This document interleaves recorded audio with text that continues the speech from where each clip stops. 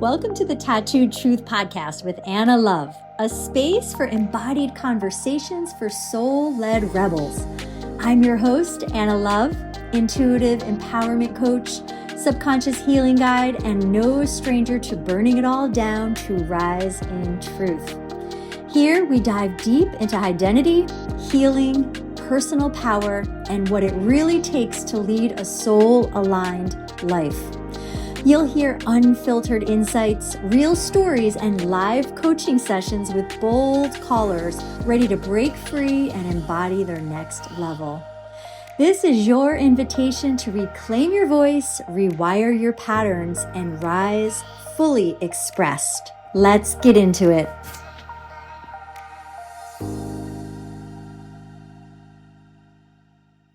Today, I'm excited to talk about us in our 30s and money, marriage, and motherhood. And what I would say to my 30-something-year-old self, if I could go back and tell her something right now, is that our relationships and our reality is a mirror image of our unresolved trauma or the things that are resolved that are in ourselves. Our reality is a reflection of how we are being internally. And there was no way, shape, or form I understood this concept back in my 30s. And because of that, I crashed and burned. I got a divorce. I was a yeller as a mom, when my girls were younger. Things have changed in the past 20 years since my 30s. But if I could go back and tell that version of me, look, it's actually a gift to know this concept that if something is not working in your relationship with whatever triggers are coming up in relationship, in marriage, with your parenting style, that is where there's an opportunity to dive down deeper and drill down and do some inner work. The 30s are a perfect opportunity to, do the inner work. And I'm a big believer that when you are in a relationship, that is the best time to work on your relationship issues from the past, right? I also think, though, the opposite is true for being a parent. I do and am an advocate for doing the inner work on your parent triggers before you get to be a parent. And here is why. I'll touch on that real quick. I always said that I wasn't going to be a yeller mom. I wasn't going to yell at my kids. I was going to do it better than my mom did it and do it differently than my dad did it and connect with my kids and all these things. And seeing that I was a kindergarten teacher, I had already had some experience with having relationships with young kids. And I was like, oh, this is going to be a cakewalk.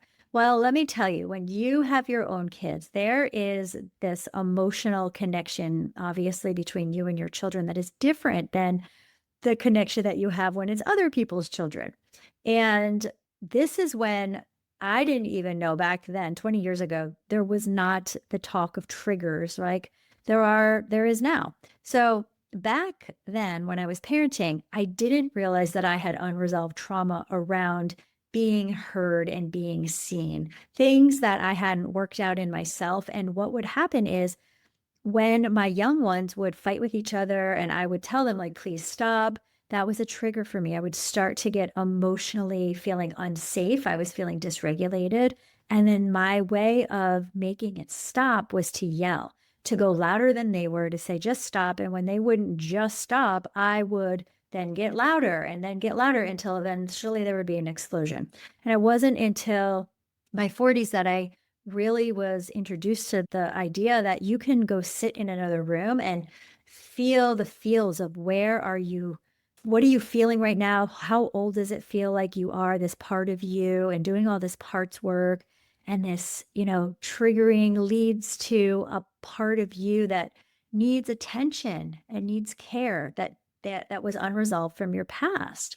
So parenting is literally a perfect opportunity if you haven't done the work and when these things come up and you start getting triggered and you want to be the best version of you as that parent, my, lesson here to teach my younger self would be, look, let that be a sign and a signal to go deeper right then and there. start diving in. Don't ignore it. Don't say, well, that was just a one-time thing, or this will get better, or this will resolve itself on our own.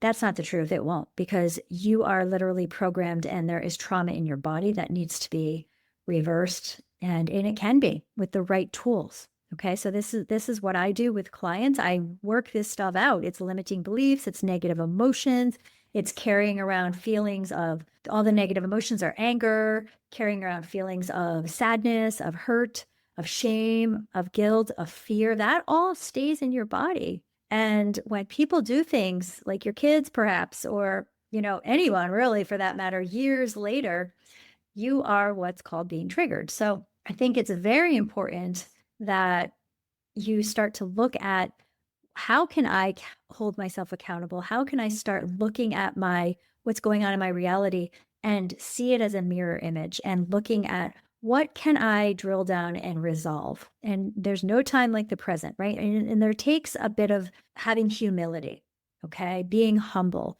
and admitting that you have flaws, admitting that you may not have it all put together. And I know a lot of us like to go around thinking, well, I'm in my 30s and look at me, look what I've done. I've got all these accomplishments, and you look so polished on the outside, but really you're chugging back, a bottle of wine every night, or you're zoning out on social media, or you're escaping through Netflix. Or one of my things in my 30s was I needed wine and I needed a bath every single night together, would be even better.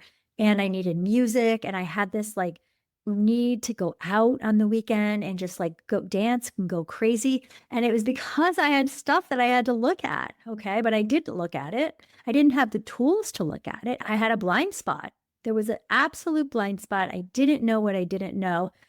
But here's what I'm teaching you, and here's what I'd go back and teach my younger self if I could whisper in her ear, is those are red flags.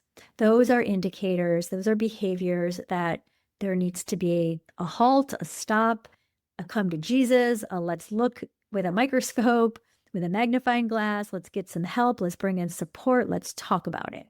Okay. So there's no shame in your game, right? What I think is, the better path is confronting it as it happens in real time, rather than just sweeping it under the rug and just going through our life. And then, because what happens is it snowballs, it gets bigger and bigger and bigger, and it turns into a dis-ease in your body. All right. Or it turns into a rupture with your relating with other people, or it turns into a wedge between you and your child, or you and your children. And guess what? I hate to pour this more, oil on the fire when I say this, but whoever you are being, your kids are picking up on that too. And even if you're like, no, they don't see me secretly smoking cigarettes. No, they fucking do. They may not see you, but they know something's off. Okay. They might not know exactly what is off, but they are energetically being affected by your secret life, right? Where you don't want to, and you're running and you're avoiding and you're just not wanting to confront your issues. So really appreciating like the gifts that we have here in looking at our reality and going, okay, that's something to look at. Do you have triggers around money, right? Are there ways that you grew up maybe in poverty, and then when you get a bunch of money, you get married into money, or you start making a lot of money on your own? How are you using that money? Are you just spending it? Are you afraid to spend it? What does money mean to you? What does it trigger in you? Looking at money, how you're using it, how you're saving it, how you feel with money. Are you inviting it in? Do you feel like you're in love with money? You have a great relationship with money? Or do you fear money?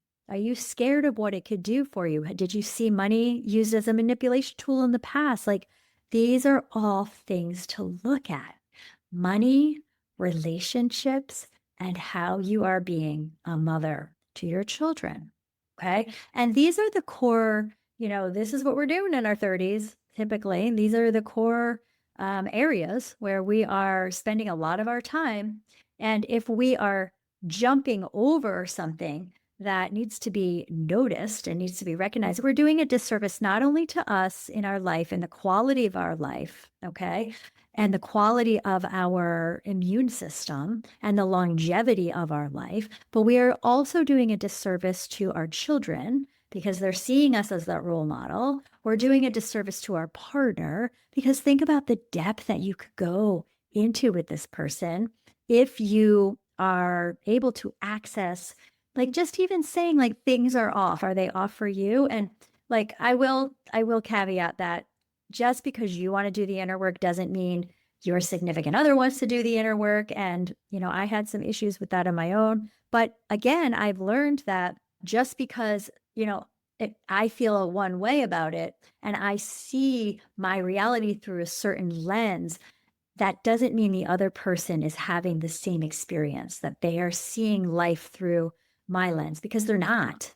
They're not. They're seeing life through their own lens, right? Like picture sunglasses that they put on, and that is their filter. And they've got lots and lots of different sunglasses that are stacked up in their bedroom, and or maybe they're lined up neatly in their closet or along their sunglass hut, and they've got tons and tons of lenses. We change our lenses based on the filters that we've been given, that we've been influenced by. And just because we're looking at life through our reality and our lenses doesn't mean, and we're saying, like, look, if this is bad for me, it must be bad for them. I made the mistake of doing that. I made the mistake of saying that it must be bad for me, it must be bad for him. And I wasn't going about it in the right way. I wasn't communicating. And so I gave up. Like I threw in the fucking towel after 15 years. Okay. And I'm not saying that wasn't in my cards, that wasn't in my, journey, because it was, but it didn't have to be so hard, so trying, so difficult, so self-defeating. I didn't have to go through a breakdown, okay, in order to have a rebuild. And I did. I went through a complete breakdown of who I was, showing up as a mom, as a parent, even around money. And I needed to do the inner work. And so I did the inner work after I broke the marriage. Okay. And again, I'm not here to judge myself, and I'm certainly not judging you, nor do I want you to judge yourself. But I'm saying this whole podcast episode is, what could I tell my 30s about looking at our reality and realizing that it is a reflection of our inner work that we still need to look at, and really having humility around that and saying, I'm not perfect. And nor do we want to strive to be perfect anyway. That should never be even in our vocabulary. Just throw that fucking word out. The word perfect is just horrible because it's not attainable. And whose version of perfect are we even going for anyway, right? Again, filters. Okay. So my version of what looks good may look differently to somebody else. So it's just really important, though, to take our experiences. Life is a journey. Life is full of experiences so that we have a place to experiment with, right? Life is an experiment. And how are we going to take these opportunities and these challenges when they are right in front of us and make, go deeper, use it for growth and for our highest self, and just create and design the best life that we can while we are here on earth. This is our responsibility to do the inner work. Okay, so we may have been programmed as children, and that's fine and dandy. But now, once we become aware and awake that no, things aren't dandy in my life, things feel off.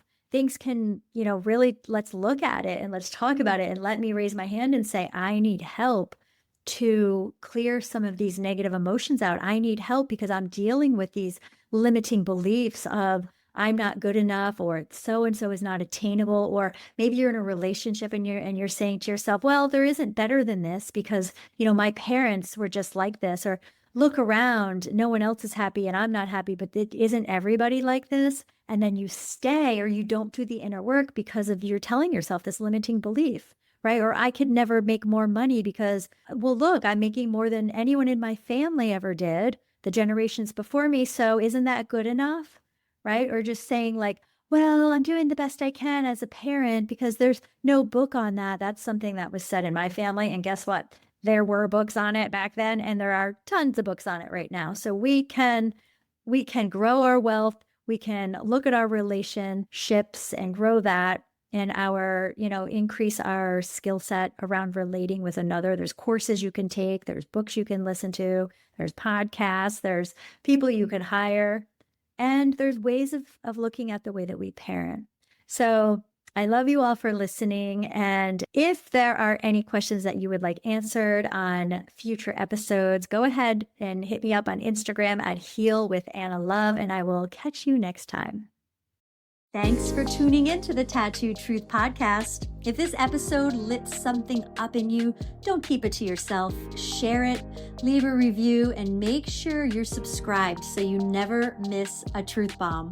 If you're craving deeper support, guided healing, or a space to reclaim your voice and power, check the show notes for ways to work with me. Remember, your truth is not too loud, too bold, or too much. It's exactly what this world needs. Keep showing up, stay wild, stay true. I'll see you next time.